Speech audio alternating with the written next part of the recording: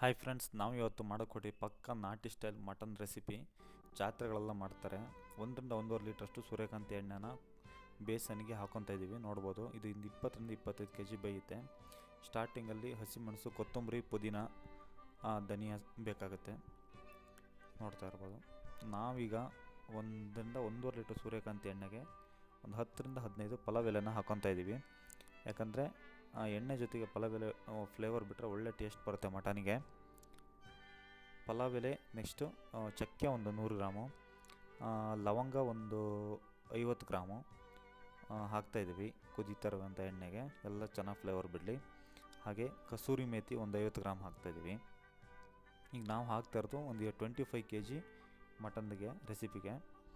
Usually 1 kgಗೆಲ್ಲ 1 kg pulao ಎಲ್ಲ ಸಾಕು. ಇದೊಂದು 25 kg, ಒಂದು 12 kg ಪಲಾವ್ ಸಾಕು. 1 kg ಆಗಷ್ಟು ಹಸಿ ಮೆಣಸನ್ನು ಕಟ್ ಮಾಡಿ ಹಾಕ್ತಾಯಿದ್ದೀವಿ. ಎಣ್ಣೆ ಜೊತೆ ಕ್ಲೀನಾಗಿ ಫ್ರೈ ಆಗಬೇಕು, ಯಾಕಂದರೆ ಚೆನ್ನಾಗಿ ಖಾರ ಬಿಟ್ಟಷ್ಟು ಮಟನ್ ಒಳ್ಳೆ ಟೇಸ್ಟ್ ಬರುತ್ತೆ. ಈಗ ಒಂದು 2 kg ಆಗಷ್ಟು ಈರುಳ್ಳಿ ಚಾಪ್ ಮಾಡಿರೋದು ಉದ್ದುದಕ್ಕೆ ಹಾಕ್ತಾಯಿದ್ದೀವಿ.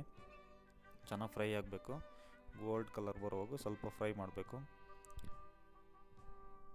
ಇದು ಸ್ಟಾರ್ಟಿಂಗ್ ಮಾತ್ರ.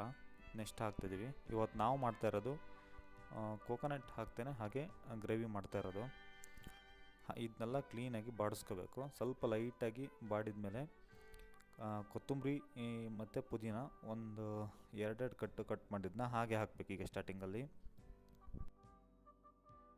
ಈ ಹಸಿಯಾಗಿ ಹಾಕಿರುವಂಥ ಕೊತ್ತಂಬರಿ ಪುದೀನ ಹಸ್ಕಂಶ ಹೋಗಬೇಕು, ಅಲ್ಲಿ ತನಕ ಕ್ಲೀನಾಗಿ ಎಣ್ಣೆಯಲ್ಲಿ ಡೀಪ್ ಫ್ರೈ ಮಾಡಬೇಕು. ಕ್ಲೀನಾಗಿ ಫ್ರೈ ಆದಮೇಲೆ ನೆಕ್ಸ್ಟ್ ಹಾಕಬೇಕು, ಅಂದರೆ ಉಳಿದಂಥ ಐಟಮ್ನ. ಹಸ್ಕ ಐಟಮ್ ಹೋದ್ಮೇಲೆ, ಹಸಿ ಫ್ಲೇವರ್ ಹೋದ್ಮೇಲೆ ಈಗ ಶುಂಠಿ ಪೇಸ್ಟನ್ನು ಹಾಕ್ತಾಯಿದ್ದೀವಿ. ಇದು ಒಂದು 2.5 kg ಶುಂಠಿ ಹಾಕ್ತಾಯಿದ್ದೀವಿ. ಕ್ಲೀನಾಗಿ ಕಟ್ ಮಾಡಿ ಗ್ರೈಂಡ್ ಮಾಡ್ಕೊಂಡು ಇಟ್ಕೊಂಡಿರೋಂಥದ್ದು. ಹಸಿ ಶುಂಠಿಯನ್ನು ಹಾಕಿದ್ಮೇಲೆ ಅದನ್ನು ಸಹ ಫ್ರೈ ಮಾಡಬೇಕು ಒಂದು 10 ರಿಂದ 15 ನಿಮಿಷ. ಅದರಲ್ಲೂ ಸ್ವಲ್ಪ ಹಸಿ ಅಂಶ ಹೋಗುವವರೆಗೂ ಫ್ರೈ ಮಾಡಬೇಕು. ನೆಕ್ಸ್ಟ್ ನೋಡ್ತಾ ಇರ್ಬೋದು, ಈಗ ಹಳದಿನ ಒಂದು 100 ಗ್ರಾಮ್ ಹಳದಿ ಪೌಡ್ರ್ ಹಾಕಬೇಕು. ಯಾಕಂದರೆ ಹಳದಿ ಪೌಡ್ರು ವೆರಿ ಇಂಪಾರ್ಟೆಂಟು. ಮಟನ್ನಲ್ಲಿರುವಂತಹ ಬ್ಯಾಡ್ ಬ್ಯಾಕ್ಟೀರಿಯನ್ನೆಲ್ಲ ಕೊಲ್ಲುತ್ತೆ. ಈಗ 25 kg ಪ್ಯೂರ್ ಹಳ್ಳಿ ಮಟನ್ನ ತೊಗೊತಾ ಇದ್ದೀವಿ ನಾವು, ಮನೆಯಲ್ಲೇ ಮಾಡಿರೋಂಥದ್ದು. ಇದನ್ನು ಮಸಾಲೆ ಜೊತೆ ಹಾಕಿ ಕ್ಲೀನಾಗಿ ಬ್ಲೆಂಡ್ ಆಗುವವರೆಗೂ ತೆಳಗೆ ಮೇಲೆ ಮಾಡಿ ಅರಿಶಿನ ಮಸಾಲೆ ಎಲ್ಲ ಕ್ಲೀನಾಗಿ ಮಟನ್ ಹಿಡಿಯೋ ಹಾಗೆ ಮೇಲೆ ಕೆಳಗೆ ಚೆನ್ನಾಗಿ ಮಿಕ್ಸ್ ಮಾಡಬೇಕು.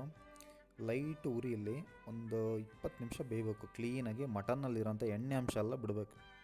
ಮಟನ್ ಎಷ್ಟು ಕ್ಲೀನಾಗಿ ಎಣ್ಣೆಯಲ್ಲಿ ಬೇಯುತ್ತೋ ಅಷ್ಟು ಕ್ಲೀನಾಗಿ ಮೂಳೆ ಎಲ್ಲ ಬಿಡುತ್ತೆ. ಮತ್ತು ಇನ್ನೊಂದು ಟ್ರಿಕ್ಸ್ ಯೂಸ್ ಮಾಡ್ತಾರೆ ಹಳ್ಳಿ ಕಡೆ.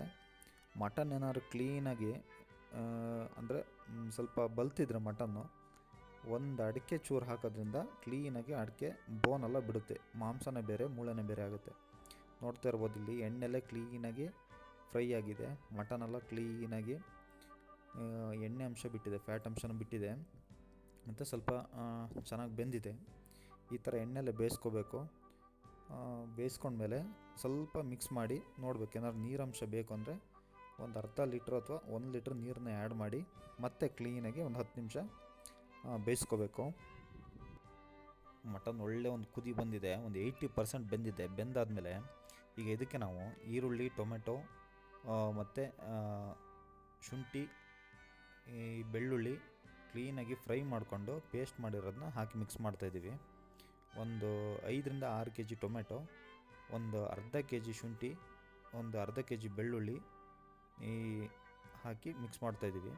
ಅದನ್ನ ಕ್ಲೀನಾಗಿ ಮಿಕ್ಸ್ ಮಾಡಬೇಕು, ಚೆನ್ನಾಗಿ ಹಿಡಿಯೋ ಹಾಗೆ ಮಟನಿಗೆ ಮೇಲೆ ಕೆಳಗೆಲ್ಲ. ಇದನ್ನ ಮಿಕ್ಸ್ ಮಾಡಿದ ಮೇಲೂ ಸಹ ಒಂದು 10 ನಿಮಿಷ ಕ್ಲೀನಾಗಿ ಒಂದು ಲೈಟ್ ಫ್ಲೇಮಲ್ಲಿ ಬೇಯಬೇಕು. ಮಟನಿಗೆ ಕ್ಲೀನಾಗಿ ಹಿಡಿಬೇಕು. ಅಲ್ಲಿವರೆಗೂ ಕ್ಲೀನಾಗಿ ಮಿಕ್ಸ್ ಮಾಡಿ ಒಂದು ಸಣ್ಣ ಕುದಿ ಬರೋವರೆಗೂ ಬೇಯಿಸಬೇಕು. ಏನಾದ್ರು ಲೈಟಾಗಿ ಗ್ರೇವಿ ತಿಕ್ನೆಸ್ ಜಾಸ್ತಿ ಆದರೆ ಸ್ವಲ್ಪ ತೆಳುಬೇಕಂದ್ರೆ ಒಂದು ಲೈಟಾಗಿ 1 ಲೀಟ್ರ್ ನೀರು ಹಾಕಿ ಮಿಕ್ಸ್ ಮಾಡಿ, ನಿಮ್ಗೆ ಎಷ್ಟು ಬೇಕಷ್ಟು. ಉಪ್ಪು ನೋಡಿ ಅವಾಗವಾಗ ಸ್ವಲ್ಪ ಉಪ್ಪು ಎಷ್ಟು ಬೇಕೋ ಅಷ್ಟು ಉಪ್ಪನ್ನು ಮೇಂಟೈನ್ ಮಾಡ್ಕೊಳ್ಳಿ ಹಾಕ್ಕೊಂಡು. ನಾವಿಲ್ಲಿ ರುಚಿ ತಕ್ಕಷ್ಟು ಉಪ್ಪು ಹಾಕಿ ಯೂಸ್ ಮಾಡ್ತಾಯಿದ್ದೀವಿ.